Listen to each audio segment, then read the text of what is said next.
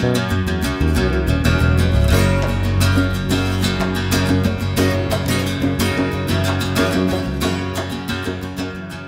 my friends. Welcome to this week's newscast. Starting right off with wars and rumors of wars.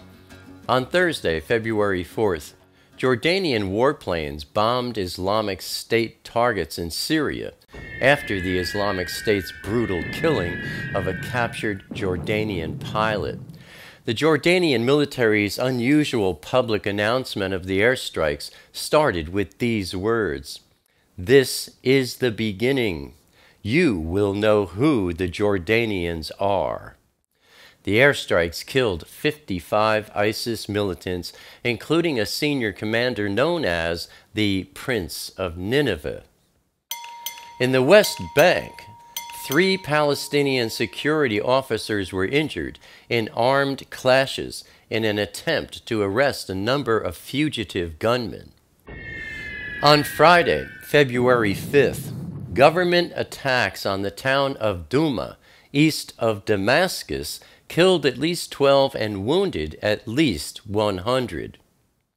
Also on Friday, the Jaish al-Islam, that is the Army of Islam, which operates in the East Ghouta town of Douma, was reported to have carried out shelling of Damascus.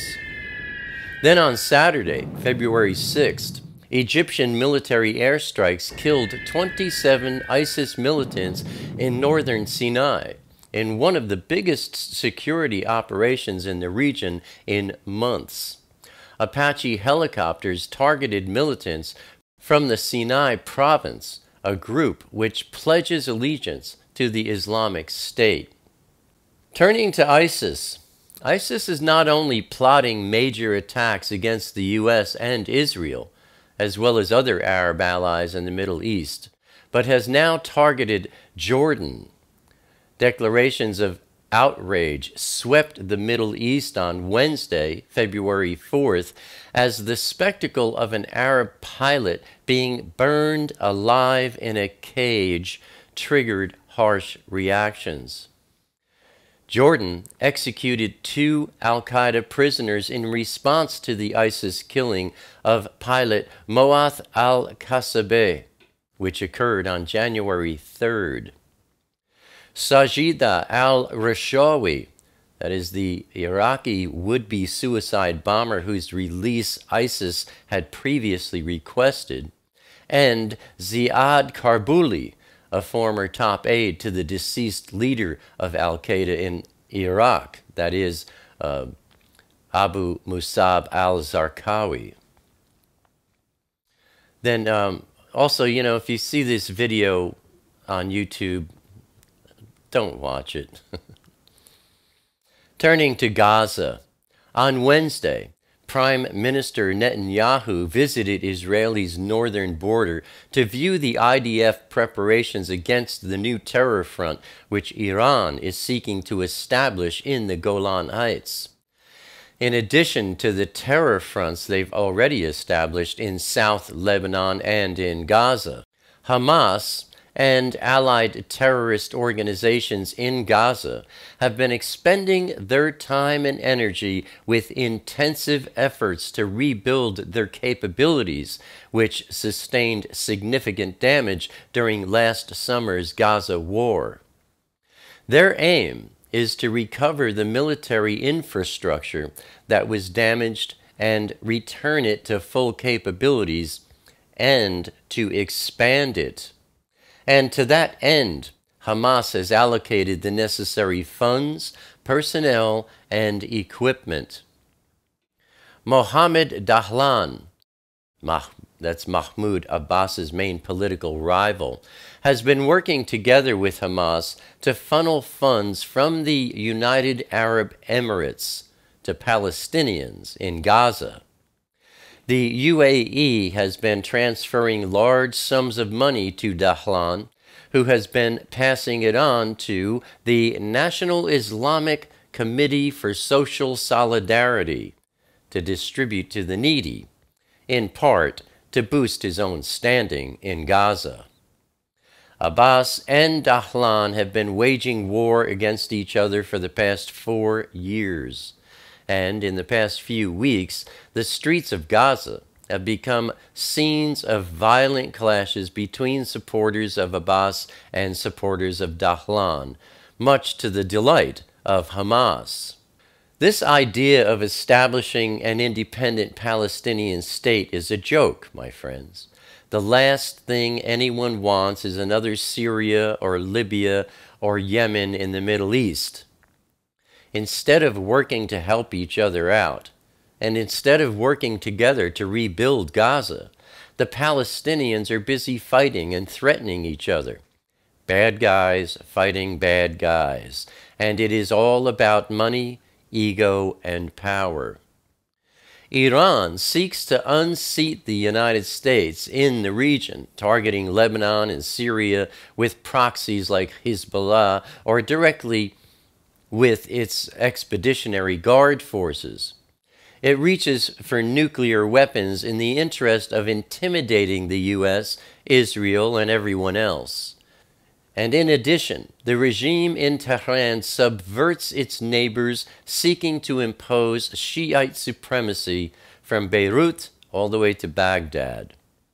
The Deputy Chief of Staff of the Iranian Armed Forces, that is Brigadier General Masoud Jazayeri, said on Wednesday, quote, "Iran's missile programs and defense capability, irrespective of their purpose, are not negotiable in any foreign circle. Gone are the days when the United States was a superpower, but some still haven't realized it." Close quote. Turning to Sinai, Egyptian President Sisi has doubled troops in Sinai since last year and won support from some Bedouins who have helped the army locate weapons smuggling routes used by jihadi groups. Quote, "A year ago we could not get to places where they hide," said a police captain referring to Ansar. "Now we are spread across North Sinai."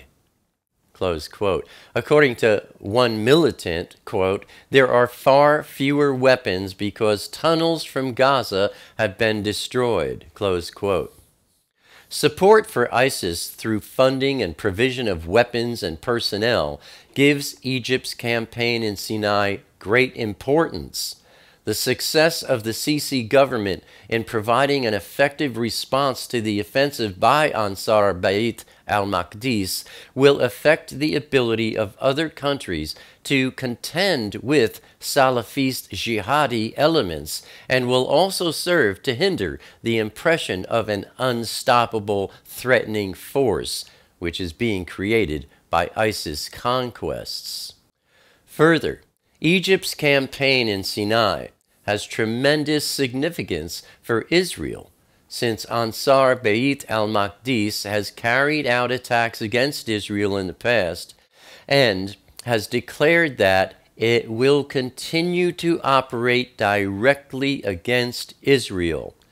Therefore, any intelligence, operational, or political assistance which Israel can provide to the El-Sisi regime will serve Israel's security interests. Turning to the blood moon tetrad, our Messiah Yeshua tells us in Luke chapter 21 verse 25 that there will be signs in the sun, moon, and stars, and that these are to be watched for, that when we see these signs, we will know that we are at the door.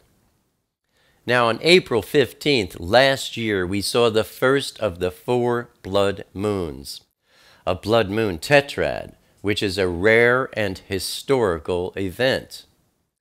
Promptly after that, ISIS, who we never really heard of before, came out of Al-Qaeda and started making all the noise I've been reporting on since I started this newscast. My point is that directly after the first of these 4 blood moons, ISIS was born and the Middle East has become a hotbed of non-stop activity.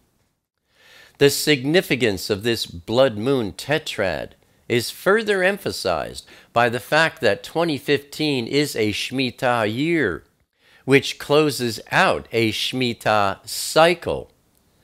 I've explained the meaning of this in a video, which you can watch by clicking on this graphic, which you'll see once again at the end of this newscast.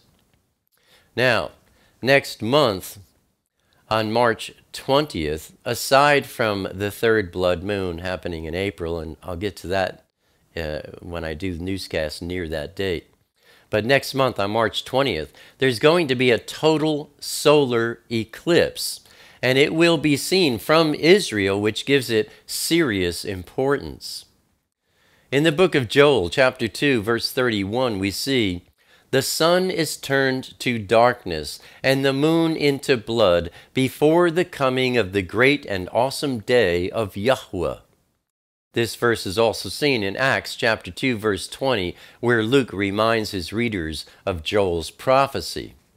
Scott Clarke is going to be releasing a new video fairly soon that you will not want to miss. Scott's been covering this topic on YouTube since 2011.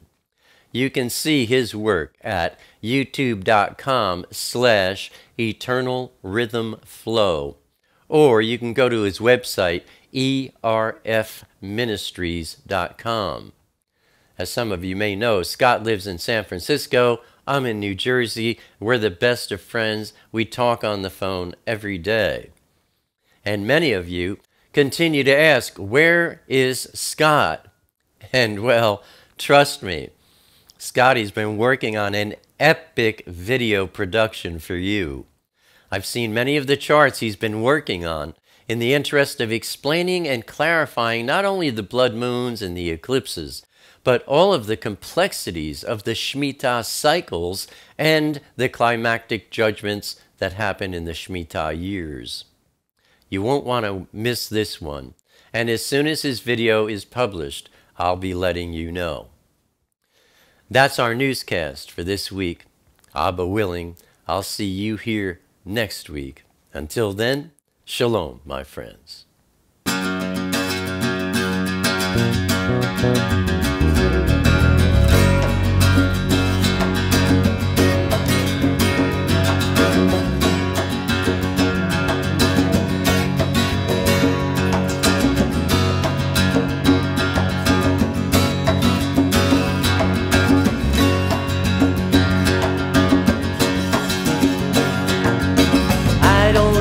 Crowded rooms, I need more space than I consume.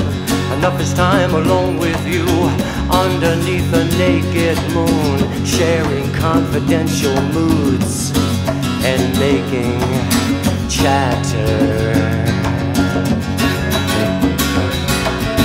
Mockingbird nocturnal sings notations of eternal things, entering the quantum breeze, flying not for want of wings. He lights his gaze on you and me, simply because we matter.